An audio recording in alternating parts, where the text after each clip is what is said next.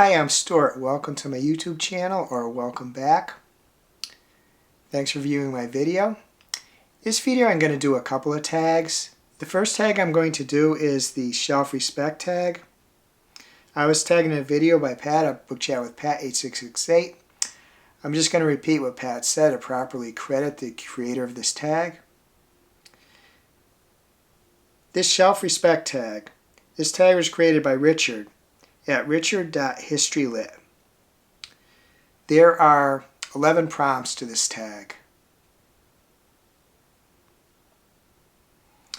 The first prompt is, how do you organize your books on the shelves? Well, I don't actually. I have them in a bunch of stacks. A while back I did a video to my book stacks. They're just in some stacks in my bedroom, stacks in a spare room I have, stacks in the cellar in bags so they don't get dusty. They're just in stacks. They're not really organized at all. There is no organization to them. Exception that I guess the newer ones are upstairs, but that's just because they're newer. The second prompt is, have you ever merged your collection with your significant other?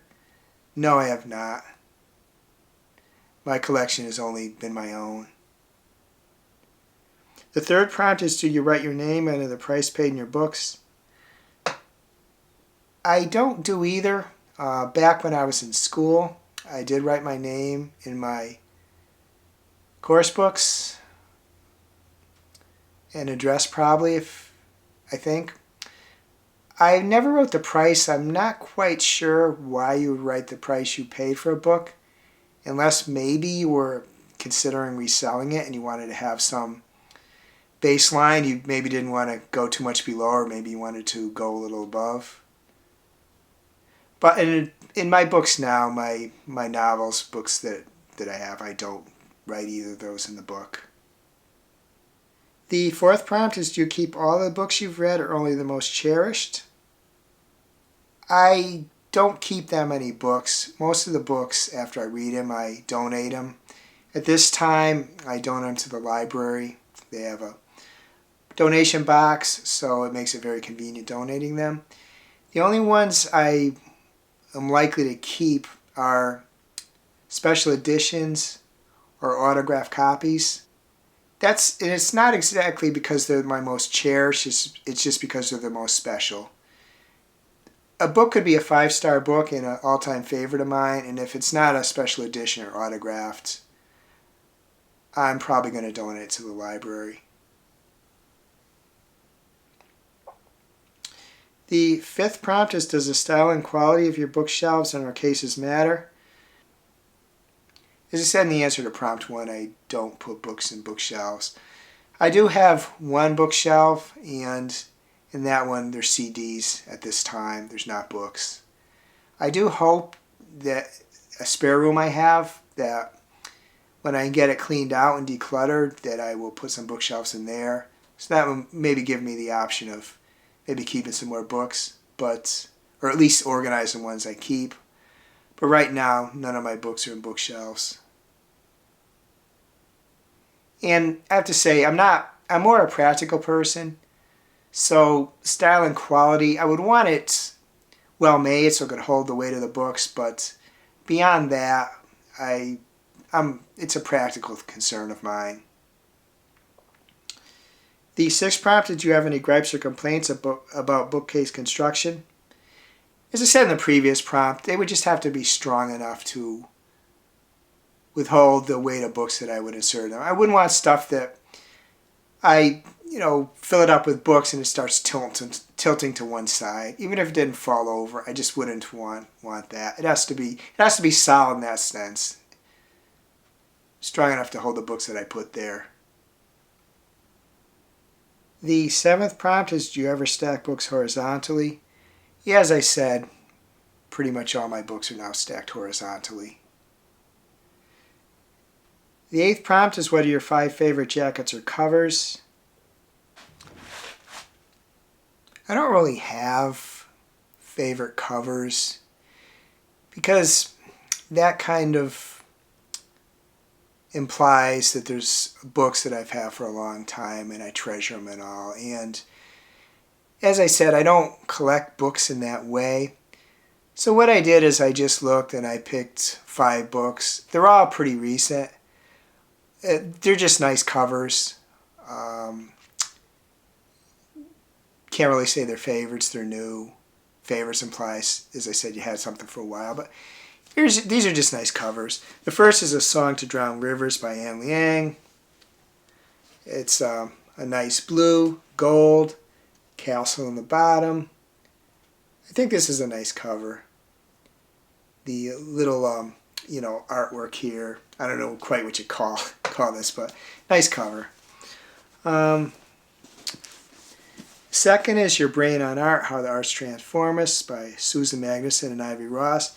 This is just like the kind of the various colors on here. Green, blue, red. Looks like some orange. Looks like maybe it's kind of like people's hair. More than anything, I just like the colors.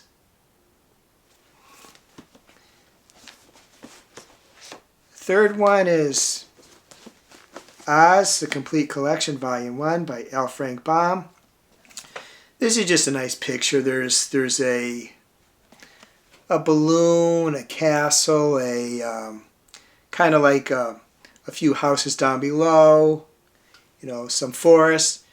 Just a really nice color, a throwback cover to a throwback collection. And the next cover is This Girl's a Killer by Emma C. Wells.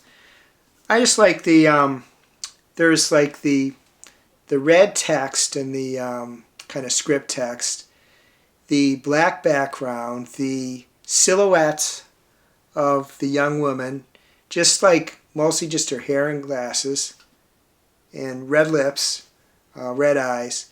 Just a striking cover. And the final one is Lou Reed, The King of New York. This is just a picture of Lou Reed on the cover. The expression on his face, the kind of staring up, the yellow background, just yellow and black. Just a rather striking cover. It's, if you know Lou Reed at all, you recognize it right away. So those are just 5 books. They're not, as I said, they're not favorites, but they are really nice covers that I just kind of picked. I didn't look very long, but I think they're all nice covers. The 9th prompt is, what are your 5 most disliked jackets or covers and why? As with the 8th, there's not really any I can think of I dislike, so I just picked 5 books that they're not really bad, they're somewhat blah to me. I don't really dislike them, but I wanted to have 5 books. The first is Goth, A History by Lowell Tolhurst. This is like, the seaside view is good. It's just like it's basically gray and black. It's a somewhat blah cover. I suppose for a history of Goth, gray and black is probably not a bad choice. And that may have been why the choice, but not bad, just kind of blah. The second is The Well-Educated Mind, A Guide to the Classical Education Never Had by Sue Wise Bauer. Not necessarily a bad one, it's just brown. The book stacks make sense based on the title. It's just that it's brown. We all have our preferences, and it's kind of, to my mind, kind of dull. The third book is Sink by Desiree Dalla Giacomo, Poems. This is another one that's brown. It is, I guess, a little bit nice art and all, and that's well. It's just, to me, it's kind of drab because it's brown. The fourth book is Christmas with L.M. Montgomery. The blue is okay. It's just this cover is just, to my mind, nothing special. And the fifth book is Byung Chul Han by Stephen Knepper, Ethan Stoneman, and Robert Wiley. This is another one. It's gray, black, some leaves, and it's not bad, it's just not wildly exciting to me. The 10th prompt is there such a thing as too many books? To me, that really depends upon your space that you have to store books. There's only a couple of situations where I am envious of rich people. And one of them was when our mother was in declining health. We could have hired people to take care of her and bought all the necessary equipment and stuff like that. But the second is that if I was a rich person, I could have a house built with enough space for everything I had. And one of those things that I've built is a big library. So in that situation, I'd be able to store all the books I had. My current situation, though, is that I'm kind of at my limit, and I got a lot of books that I haven't read. So to my mind, it really depends upon storage. And it costs, too. I mean, you shouldn't go into debt buying books either. But in my particular case, I can afford the books I want. I'm fortunate in that respect.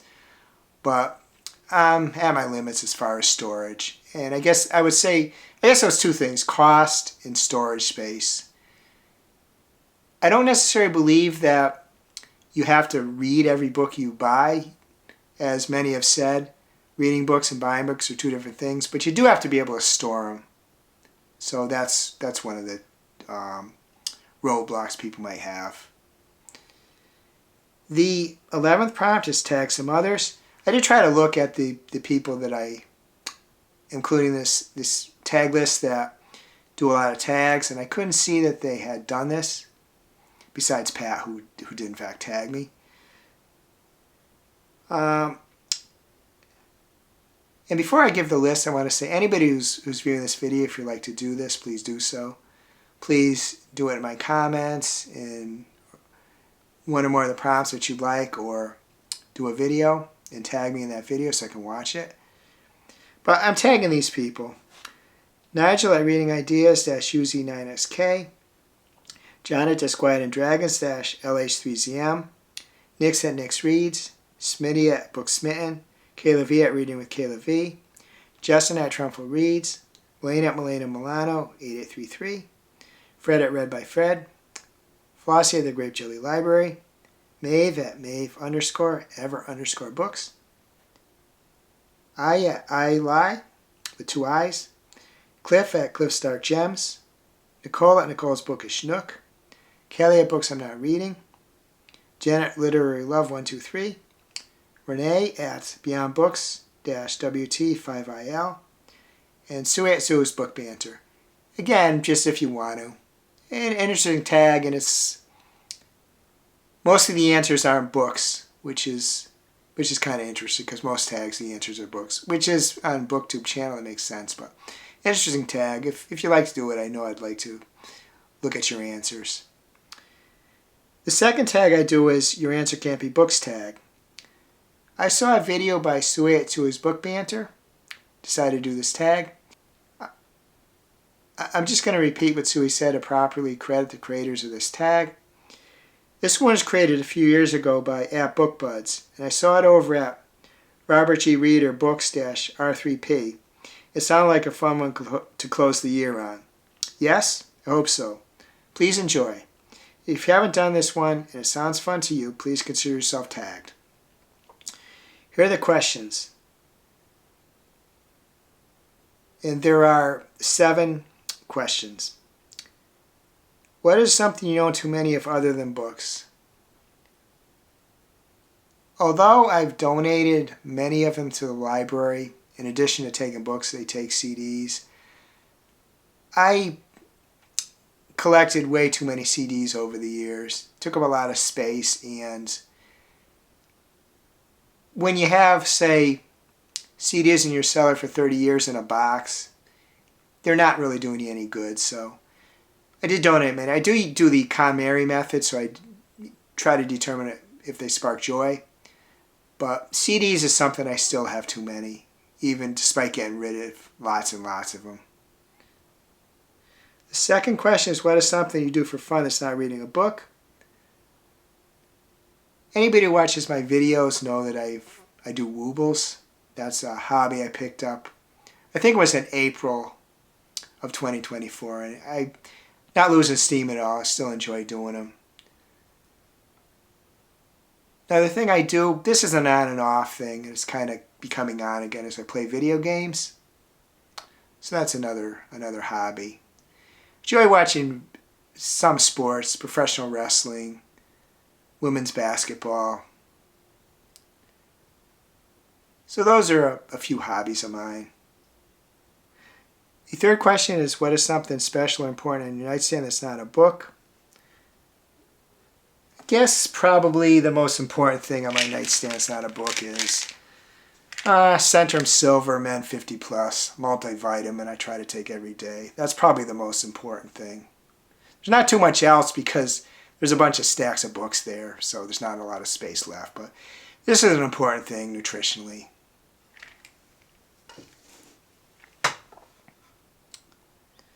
The fourth prompt is, what's something you buy at a bookstore other than books? It's really not the answer I think this question is looking for because it's pretty close to books, but the only bookstore I actually go to now is a Barnes & Noble, maybe 20 minutes from where I live. And they have a really good newsstand. You don't find newsstands much anymore, but there's rows and rows of magazines. And although I don't buy a magazine every time I go there, I peruse them pretty closely, and I do buy magazines there. Pretty close to books, but that's the only thing I can really think of that I buy with any regularity at a bookstore besides books. They do have at the Barnes & Noble, they have a toy section, they have collectibles, but it's the occasional magazine. The fifth question is, what's a fun gift that you received that wasn't a book or a gift card for books? My friend Louise got me the Ashnico Demi-Devil Deluxe version. I haven't talked too much here. I talk a little bit about music. I got to kind of get back to it at the end of my videos, but Ashnico is my favorite artist, and my friend Louise got me this. The sixth question is, what's a YouTube channel that you watch that's not related to books? One that immediately comes to mind is the channel of I Lie with 2 I's. The first video I watched, which I think was the first she did, was about books, and she's quite a voracious reader. She loves the classics, but she's turned her channel into something that is more sort of self-help, but amusing, an amusing slant on it. So she's the first choice that comes to mind. I try to watch all her videos, even her shorts, and I'm not big on shorts, but I try to watch eyes, so she's the one that comes to mind first. Another one I watch a fair amount of is Grace Nivet, at Grace Nivet. She does a minimalism channel. She talks about not buying stuff and rules and trying to do that and supporting people trying to do it. I don't watch all her videos, but I watch some of them. She also just recently started a booktube channel too, so I watched some of that too, but she's one. Another I occasionally watch is Alex at Alex Jane. She does interesting vlogs. She has a cute dog. Couple of interesting moms. So hers I like, but besides eyes, I don't really watch close to all the channels of anybody. And as I've subscribed to more and more booktubers that I've got to know, and we have conversations in their comments of their channels, the non-booktube channels I watch have dropped off drastically. I just don't have time. Matter of fact, I don't have time to watch all my favorite booktubers as much as I liked either. So, but my concentration lies with booktubers now, with the exception of It just is practically all booktubers. The seventh prompt is tag 5 booktubers you want to learn more about. I'm not really going to do that. I tagged a bunch of people at the end of the first tag. If you like to do that, please do so. or anybody watching this too. I'm always interested to learn more about people. It'd be hard to limit it to 5 anyway, so if you'd like to do it, please do so. Do this tag. Any of the prompts in my comments, or do a video, whatever, and tag me in your video. I hope you're having a wonderful reading week. I hope you're having a wonderful week in general. If you enjoyed this video, please give it a like, please subscribe, please hit the bell to get notified when I upload future videos.